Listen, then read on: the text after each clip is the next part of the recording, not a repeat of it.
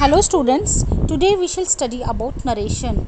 In this part, I shall teach you about direct speech versus indirect speech. It may also be called as direct and indirect narration.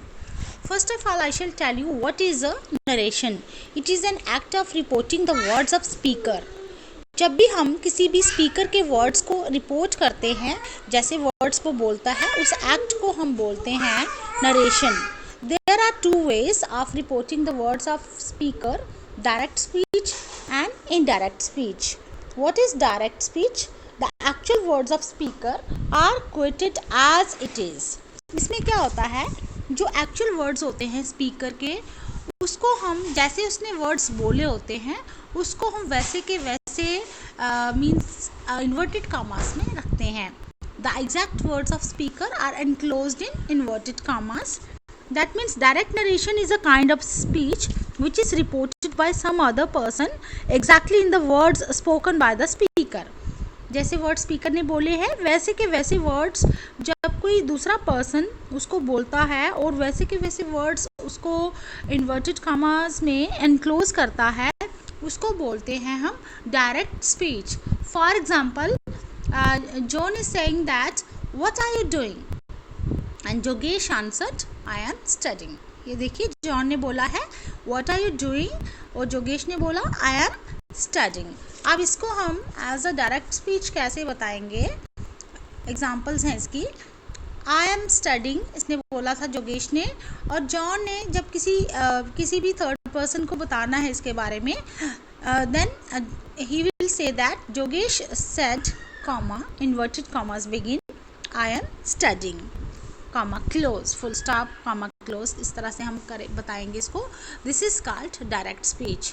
जोगेश said comma inverted commas begin I am studying full stop comma close. अब ये जो said है बाहर, इसको हम बोलते हैं reporting verb. क्या बोलते हैं? Reporting verb. और जोगेश जो है this is subject, said is reporting verb, and I am studying ये जो इन्वर्टेड कॉमास में है इसको हम बोलते हैं रिपोर्टेड स्पीच. और ये सारी है डायरेक्ट स्पीच. ये समझ I what is direct speech. और जब भी हम ये डायरेक्ट स्पीच हम लिखते हैं, इसको इन्वर्टेड कॉमास के अंदर जो भी वर्ड फर्स्ट वर्ड होता है उसका फर्स्ट लेटर जो है इट ऑलवेज रिमेन्स कैपिटल. उसके बाद है एक और एग्जांपल मैं आपको बताऊंगी. जैसे ये बॉय है, he is asking to this girl which coloured skirt are you wearing. This girl is answering I am wearing white skirt. तो इसको डायरेक्ट स्पीच में कैसे बोला जाएगा? लूसी सेड, इसका नाम है लूसी. लूसी सेड ये बोलेगा आई एम वेयरिंग वाइट स्कर्ट्स. जैसे लूसी ने वर्ड्स बोले थे आई एम वेयरिंग वाइट स्कर्ट्स, उसके वैसे के वैसे वर्ड्स जब बताने हैं किसी ने, उसको इन्वर्टेड कॉमास में रखा जाता है. That is called direct speech. तो ऐसे आएगा कि लूसी ने क्या कहा, Lucy said I am wearing white skirt, इसको इन्वर्टेड कॉमास में रखा जाता है. This is called direct speech. Now I shall tell you what is indirect speech. Actual words of the speaker are transformed. इसमें क्या होता है, जो भी किसी भी स्पीकर ने वर्ड्स बोले होते हैं उसके एक्चुअल जो वर्ड्स होते हैं उसको हम ट्रांसफॉर्म कर देते हैं, उसको हम अपनी लैंग्वेज में बता देते हैं. Said are written in a simple language.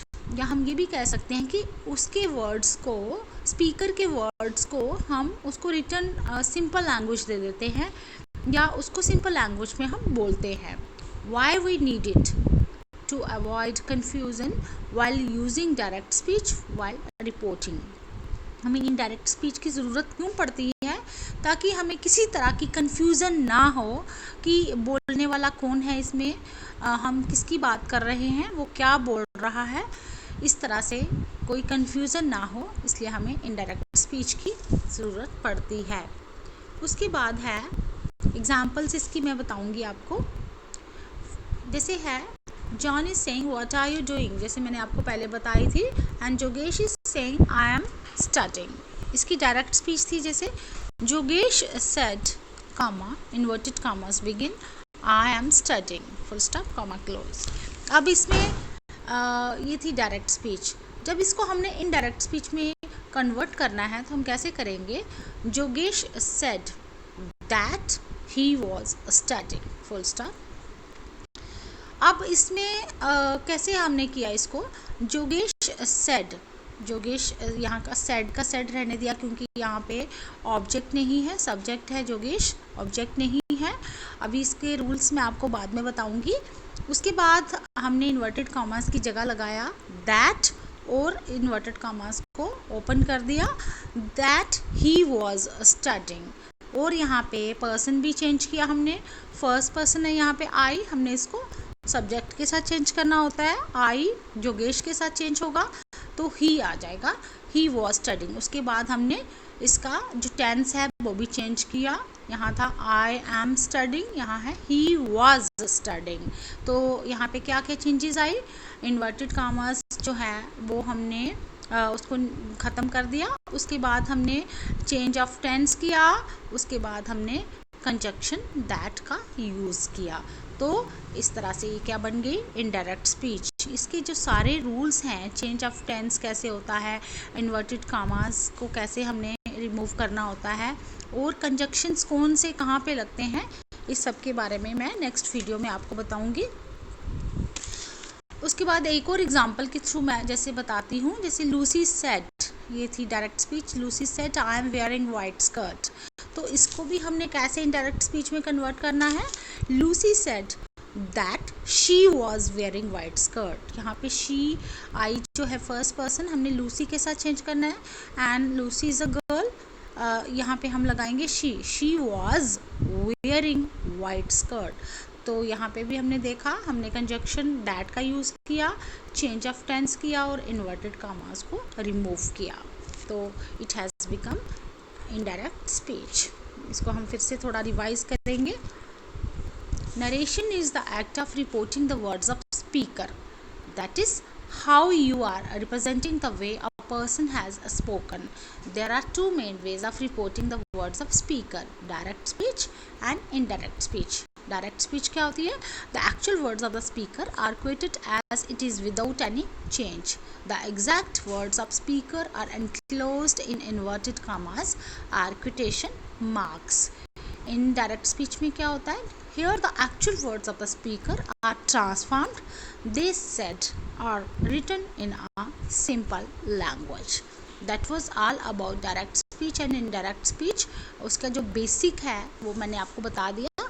उसके बाद नेक्स्ट वीडियो में, नेक्स्ट क्लास में मैं आपको बताऊंगी कि direct speech to indirect speech आपने कैसे चेंज करना है, उसके डिफरेंट रूल्स क्या हैं.